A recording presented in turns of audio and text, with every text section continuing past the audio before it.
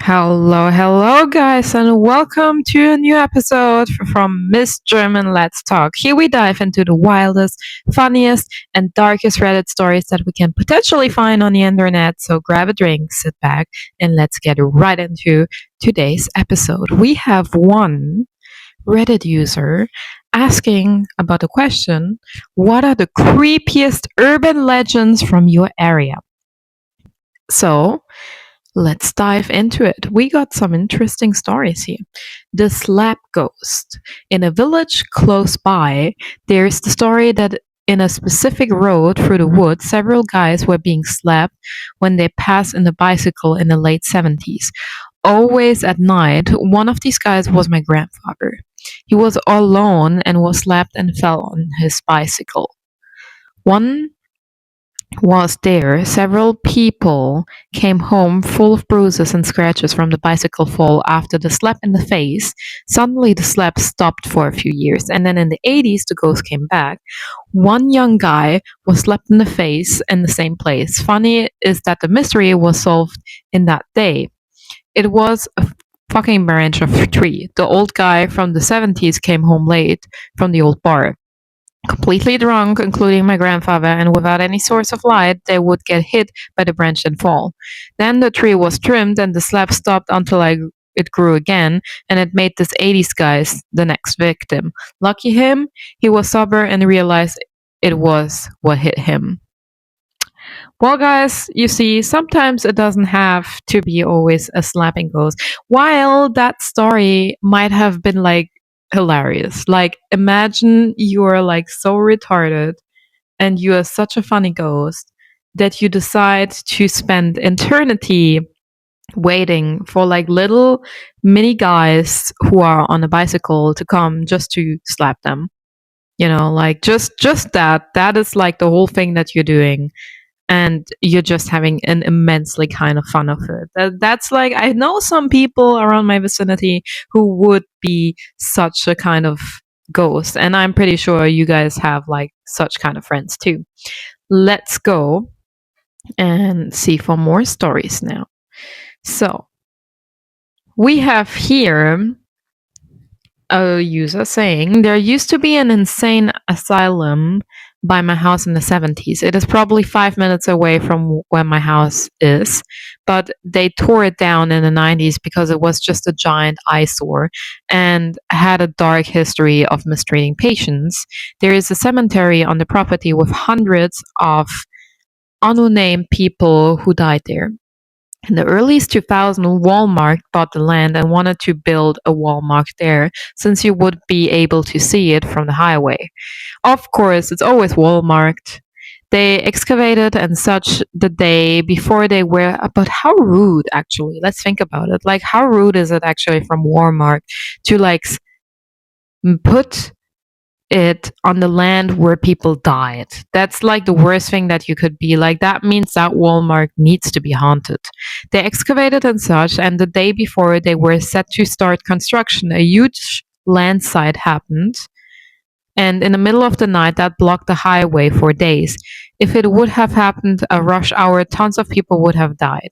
Well, you see, and this is like a kind of hint you have to get from the dead people, or better said, from God, saying, why would you disturb a place where people have died, right? So, ultimately, it was deemed unsafe territory to build on, so it remains empty, except for all the bike trails through the area.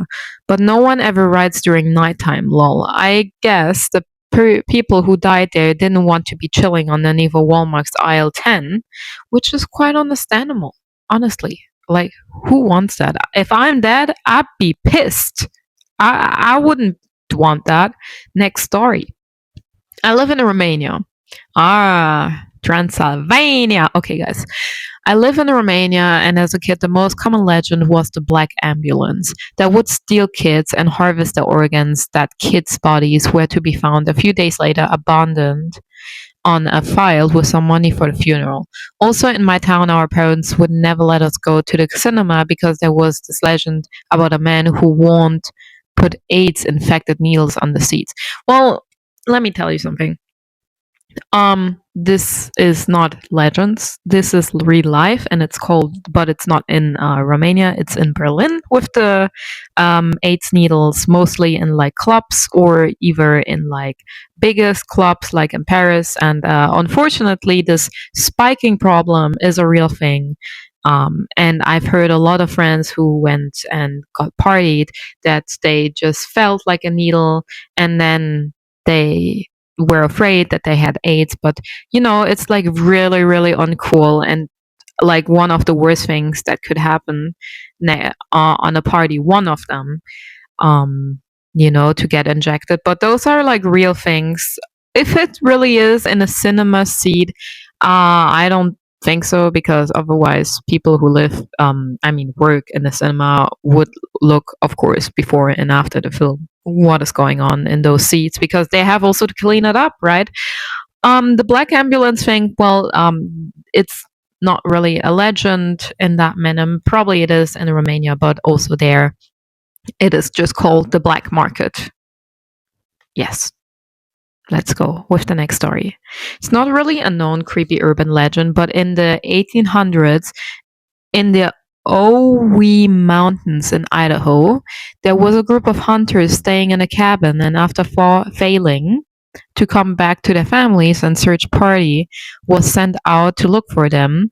They found the cabin locked from the inside, with the windows also locked from the inside, and they found all the hunters dead with their heads crushed. No one knows who did it and how, but the incident repeated itself in like the 70s or something. Okay, okay, that is actually interesting. If anybody knows about this urgent story, so it's in the, I'm sorry for the pronunciation, Owyhee Mountains in Idaho. I'd be interested to know if there are articles about that story. It seems so bizarre. Like, wouldn't they have it been documented or something?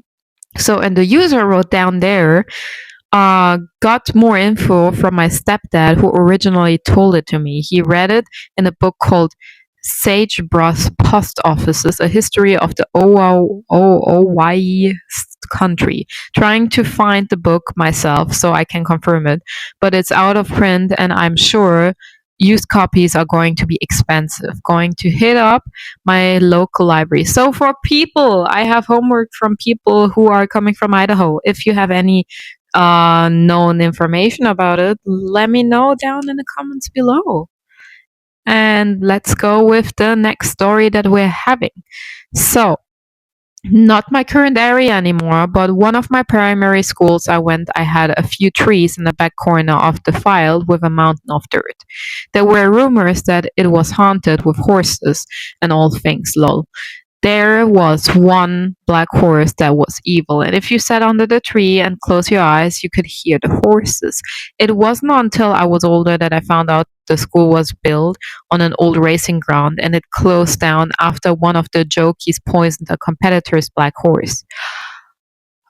Well, well, well. That's interesting. Like, for a second when I read the story, I was like, probably it's just like primarily school kids who are just making up a story and stuff. But like, if who got older and actually there is a real story behind it, that's where it gets creepy, honestly. Anyways, next story we have here. There's one that I'm actually connected to, says the user.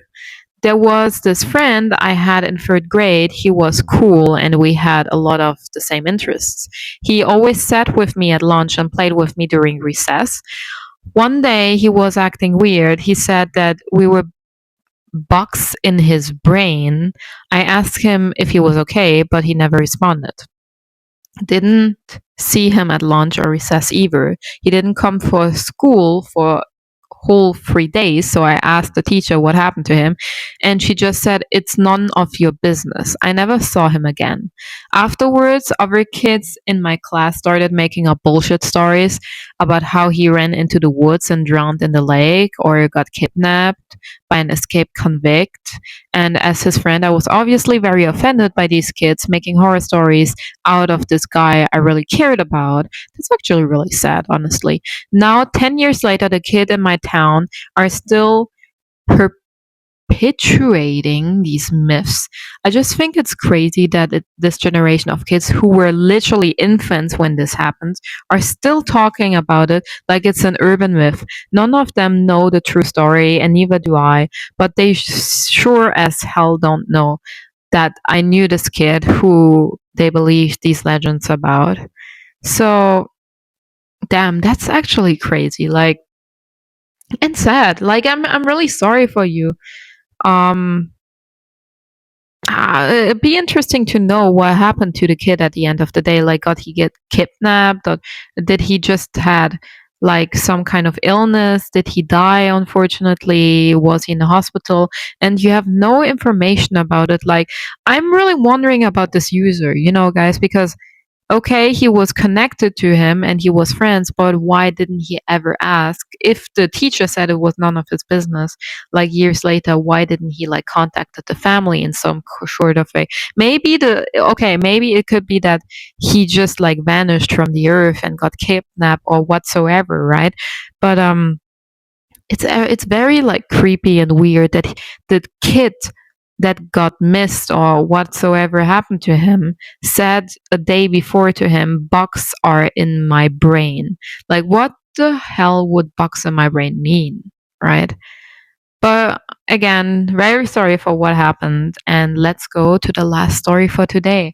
When I was in high school, we were goofing around in a small park full of trees near the cemetery late at night. It's always a cemetery, guys, I'm telling you. And we made up a story to scare ourselves about the tree man who would jump out from behind trees and grab you. Oh, it sounds to me like the Slender Man, honestly. We all had torches and were trying to keep all of the trees lit so the tree man couldn't hide behind any of them. Fully aware we just made the story up 5 minutes ago, but it was dark and spooky, so we'll still manage to give each other the willies and laugh about it at the same time. We lucidly tied our story to a triple murder that happened in the 1800s, the monument for which was visible from the park for extra spookums. Every now and again, for the rest of the year, someone would jump out from behind a tree or grab someone and yell, "Tree man!" It was just one of those stupid in-joke teens have, and decades before Slenderman was a thing. Oh, here we have Slenderman. It was the early 90s. Imagine my surprise when years later I heard the kids in lower grades telling each other quite seriously about the tree man who haunts this one park near the cemetery, lol. Wow. Imagine from this actual urban story, this is how Slenderman got into everybody's head like years ago. I think Slenderman was a thing like in the 2010s, 2011 when there was this gaming little iPhone game that you could like have where you had to get away from Slenderman, and then like years later there was a film about Slenderman, like a horror movie, which was quite okay from what I remember. I haven't seen it for years, but like the Slenderman story went around the world, and there were people who have been like making footage about it. And of course, we know it's all not true, but it was a very interesting hype that we had back then. But yeah, I would say, ladies and gentlemen, that's it for today's stories. I hope you enjoyed this episode, and if you did, don't forget to like the video and subscribe for more. I'll be back soon with more crazy Reddit stories. See you next time. Bye.